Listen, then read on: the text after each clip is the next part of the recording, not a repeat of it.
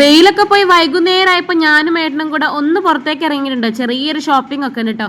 എന്റെ ബർത്ത്ഡേയും വിഷു ഒക്കെ വരുന്നത് കൊണ്ട് തന്നെ ഡ്രസ്സ് എടുത്തില്ലാന്ന് ഏട്ടൻ പറഞ്ഞപ്പോൾ ഒന്നും നേക്കാണ്ട് വേഗം പോയി കേട്ടോ. അപ്പൊ പോണ വഴിയിൽ ഒരു മാങ്ങ കച്ചവടക്കാരനെ കണ്ടപ്പോൾ അയാൾ ടെസ്റ്റ് ചെയ്യാൻ വേണ്ടി ഒരു മാങ്ങ വന്നിട്ടോ. ആ മാങ്ങയും കടിച്ച് പോണ വഴിയിലാണ് ഗൈസ് ഒരു പണി കിട്ടിയത്. കുറച്ചു നേരം ബ്ലോക്കിൽ കുടുങ്ങിയിട്ടോ. അവിടെ ഒരു മാവിന്റെ കൊമ്പ് വീണിട്ട് ഭയങ്കര ബ്ലോക്കായിരുന്നു. പിന്നെ ഞങ്ങൾ നേരെ പോയത് ഞങ്ങളുടെ തറവാടായ സ്റ്റുഡിയോയിലേക്കാണ് കേട്ടോ. അങ്ങനെ അവിടെ പോയി എനിക്ക് കുറച്ച് ഡ്രസ്സൊക്കെ നോക്കിയെങ്കിൽ ഒന്നും എനിക്ക് പറ്റുന്നുണ്ടായിരുന്നില്ല. പിന്നെ അവിടെ നിന്ന് ഒരു ചെരുപ്പ് എടുത്തു കേട്ടോ. ഇത് 199 ഒരു അടിപൊളി ചെരുപ്പാണ്, എനിക്ക് ഇഷ്ടപ്പെട്ടു. അപ്പോൾ ഞാൻ എടുത്തു.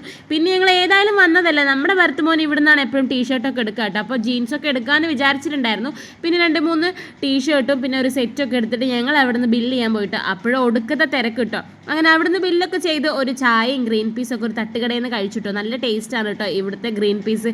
ഞങ്ങൾ ഇടയ്ക്ക് എപ്പോഴെങ്കിലും ഇതുപോലെ കഴിക്കാറുണ്ട്.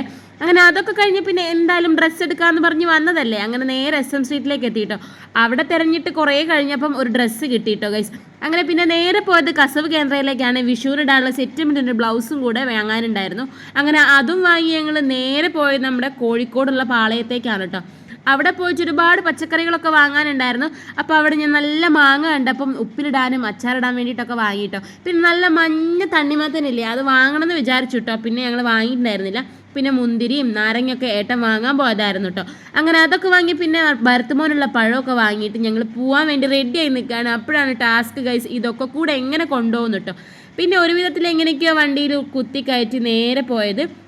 വീടെത്താനായപ്പോൾ ഒരു സർബത്തും കൂടെ കുടിച്ചിട്ടോ, നല്ല സോഡാ സർബത്ത്. അപ്പം ബൈ ഗൈസ്.